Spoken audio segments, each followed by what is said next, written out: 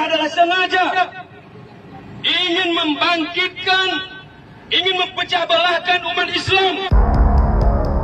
Pasca pelecehan gambar Habib Rizik Syihab, FPI serukan buronan terhadap Budi Jarot dan Kerry Green. Pasca upaya pembakaran dan pelecehan terhadap poster bergambar Imam Besar FPI, Habib Rizik Syihab, FPI mengambil sikap dan menetapkan Ketua Umum Gerakan Jaga Indonesia (GJI) Budi Jarot dan Ketua Laskar Nusantara Kerry Green sebagai buronan. Pernyataan sikap tersebut diunggah dalam akun Twitter milik FPI @pejuangislam yang berisikan pemberitahuan jika Kerry Green dan Budi Jarot kini berstatus sebagai orang-orang yang sedang mereka cari dengan status buronan. FPI bahkan memberi waktu 1 kali 24 jam kepada pihak polisi untuk menindak kedua orang tersebut. Jika tidak, maka mereka akan menindaknya dengan caranya sendiri. Buronan umat Islam terhitung 1 kali 24 jam dari sekarang. Jika aparat keamanan tidak bisa menindak tegas bajingan-bajingan ini, maka kami umat Islam pecinta Habibana yang akan menindaknya dengan cara kami masing-masing. Untuk semua pecinta Habibana Rizik, para mujahid, alumni 212, Laskar, atau siapapun yang kenal dengan wajah-wajah ini, cari, tangkap, seret, dan kasih pelajaran untuk mempertanggungjawabkan dari kelakuan bejat mereka. Ketua Gerakan Nasional Pengawal Fatwa Ulama, Ustadz Yusuf Muhammad Marta, mengecam pembakaran poster Imam Besar Front Pembela Islam Habib Rizik Syihab yang dilakukan oleh sekelompok orang berseragam merah. Ustadz Yusuf menilai pembakaran poster Habib Rizik Syihab adalah perlakuan biadab yang dilakukan oleh komunis dan pendukungnya yang selalu menjadi pemecah belah bangsa.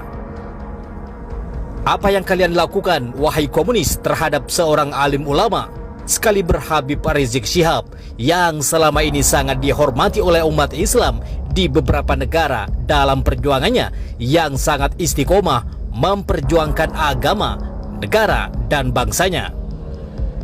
Kami akan cari pembakar poster imam kami, ujar Ustadz Yusuf Muhammad Marta di Jakarta. Ustadz Yusuf menegaskan, HRS, FPI, GNPF Ulama, PA212, beserta seluruh jaringan sesama pejuang yang berjuang bersama selama ini bukanlah pengkhianat dan musuh negara maupun musuh bangsa. Karena hingga saat ini, pihaknya tidak pernah menjadi pengkhianat bangsa dan tidak pernah menggarung dan merampok harta negara dan isi bumi yang dimiliki oleh negara Indonesia.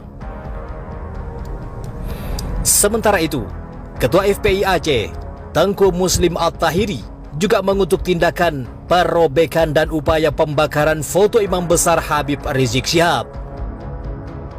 Dia mengatakan, FPI Aceh tidak menerima perlakuan massa tersebut. Ia pun mengaku sudah cukup bersabar karena para ulama dan habaib dikriminalisasi dan dicaci maki.